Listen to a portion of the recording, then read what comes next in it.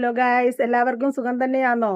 രാവിലെ കാപ്പി കുടിയൊക്കെ കഴിഞ്ഞിട്ട് ഞാൻ റേഷൻ കടയിലോട്ട് റേഷൻ വാങ്ങാൻ പോവാണ്.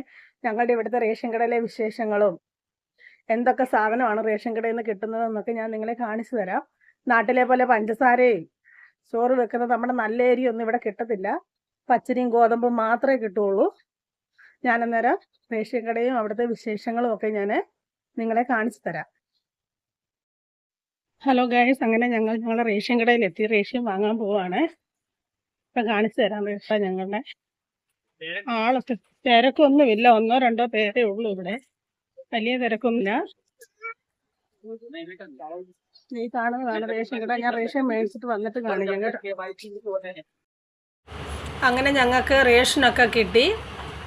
ഞാൻ കാണിച്ചു തരാം എന്തൊക്കെയാണ് ഞങ്ങൾക്ക് റേഷൻ കിട്ടിയെന്നുള്ളത്. ഗോതമ്പ് കണ്ടോ നിങ്ങൾ? ഗോതമ്പും കിട്ടി, പച്ചരി കിട്ടി.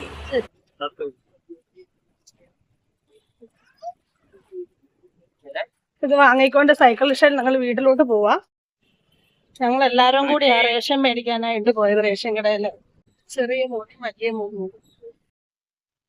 അങ്ങനെ ഞാൻ റേഷൻ കടയിൽ പോയിട്ട് തിരിച്ചു വന്നു. നിങ്ങൾ കണ്ടല്ലോ, ഞാൻ കാണിച്ചായിരുന്നല്ലോ സൈക്കിൾ റിക്ഷയിൽ ഞങ്ങൾ വരുന്നതും. ഗോതമ്പും പച്ചരി മേടിച്ചുകൊണ്ട് ഞാൻ വീട്ടിൽ വന്നു. എൻ്റെ ചെറിയ മകനെ നിങ്ങൾ കണ്ടായിരുന്നല്ലോ.